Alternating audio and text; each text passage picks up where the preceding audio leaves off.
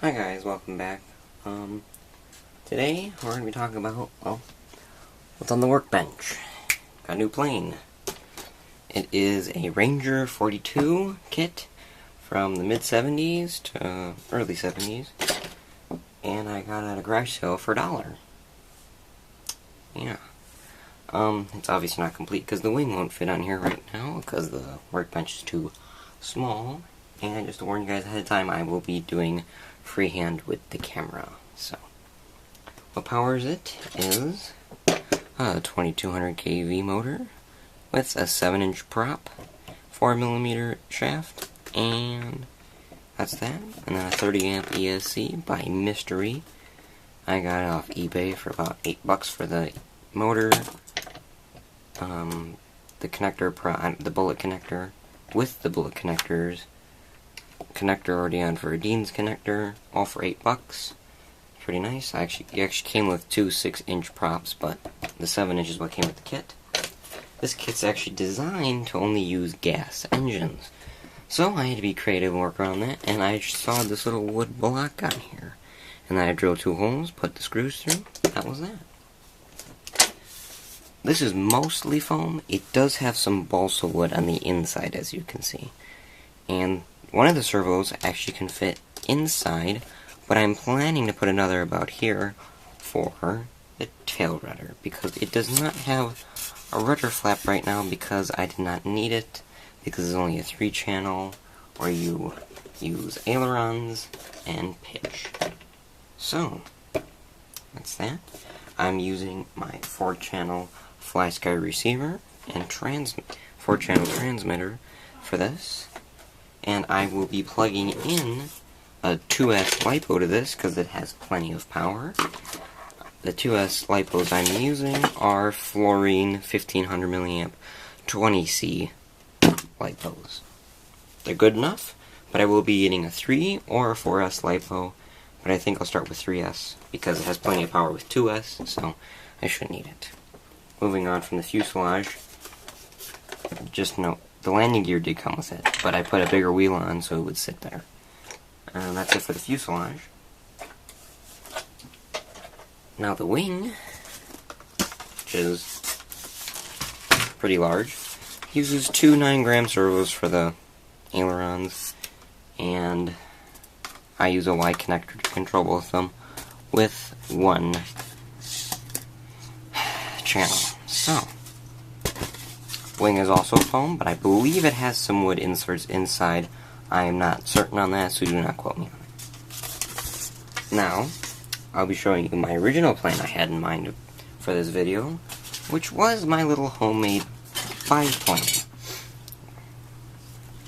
1400 kV motor, 30 amp ESC by Mystery also. Does not have bullet connector, so I had to solder that. Dean's connector. 3-channel also yank and bank configuration, and that was going to be the video today, but since I found this at a garage sale, I took the receiver and servos from that one and put in the new one. Now I will be powering this on now to show you guys the full functionality of this. So always turn on your transmitter first.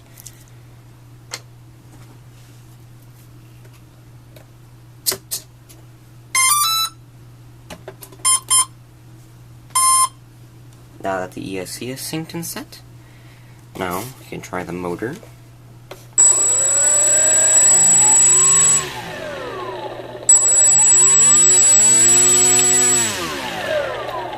And I did not go at the full throttle, that was only half throttle, so it could show you how much power it has.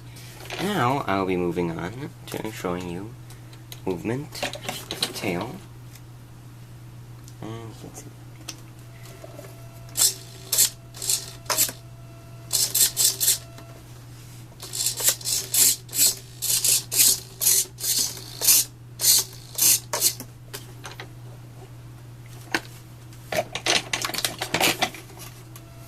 So that is that on there, and I use this little Y connector I got off eBay to control ailerons on the wing. But I'll be only showing you one side because, well, there it goes. Because the wing's too big to fit on this workbench. Let's see, you can see that better.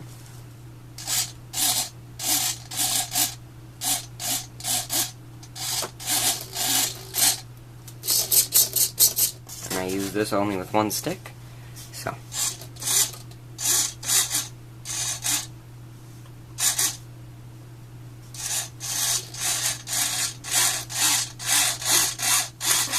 Has very good range of motion. So that is the wing portion.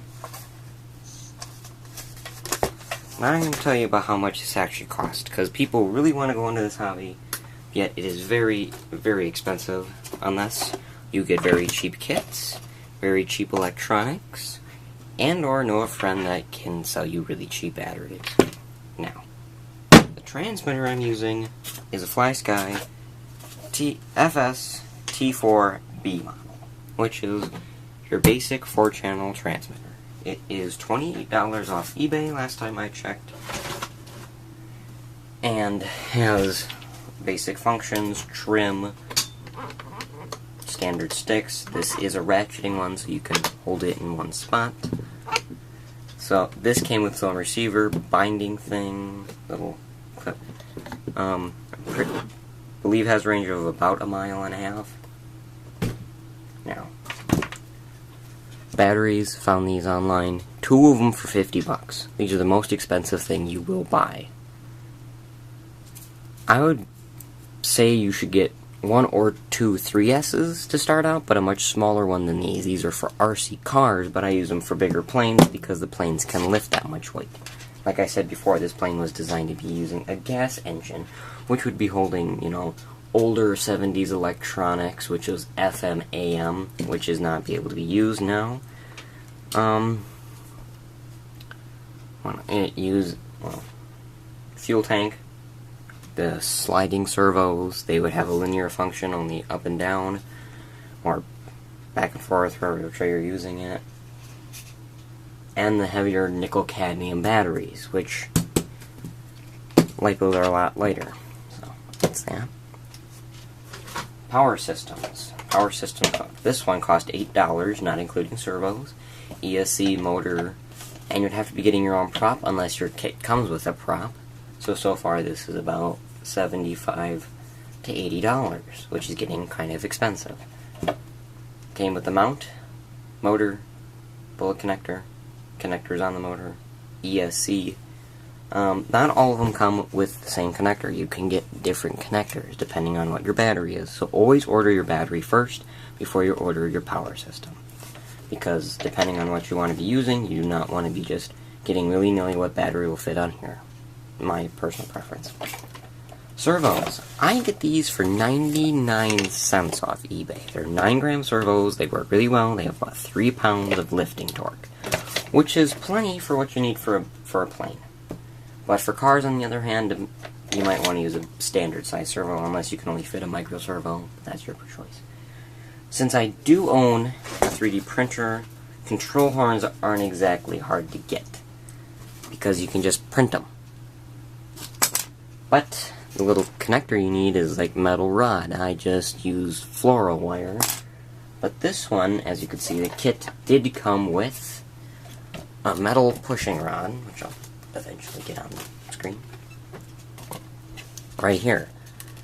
And then I used a little hook up down there because I didn't want to bend the thicker wire. So then I hooked on the control horn it came with. It's a lot easier when they come with it, in my opinion. Wheels. Wheels cost a lot unless they come with the kit. This kit I looked up online, which was very hard to find, actually, this exact kit, but kits like it range from $25, but they're a lot smaller, about this big, to $150. This one is technically a vintage kit, so it costs about $75 to $80, unless it's pristine, box, everything, $120. My box was not pristine, been sitting in a garage for years. Did have an accident, so there's a chunk missing, but that doesn't matter. I'm going to be using it till I break it in half. Anyway. Sometimes they'll come, you can buy fuselages, but you can't buy wings. But, like I said, kits, I would recommend getting a kit first, then just scratch building your own. I've been doing this for about a year now, so I've been experimenting with some of my scratch build stuff. Yada yada yada. Props cost a lot, because you're going to really take a toll on first using your plane, and you're going to crash. Unless you get a prop saver, which I have one, but the rubber bands break really easy sometimes if you use it in the cold, or if you crash a lot and they just warp out and bend and break. Props do cost a lot. I try to get them at flea markets. This is a 12-inch, 35-degree pitch, 8mm diameter prop. Very big prop. Not designed for this plane, because, as you can see, this is only a 7-inch prop, and not a 12-inch, and that's a big difference. So, one, you get an RFT, ready to fly, kit, or you get an assemble kit, you get your own electronics. I would recommend getting a ready to fly kit, and then getting your own transmitter later, because if you practice with the crappy ones, then you get used to it, then it screws up when you get the good ones. So get the good one, transfer it out, not that hard to do. Now, I will be trying to get some flying footage of this today. Will be not posted today, no.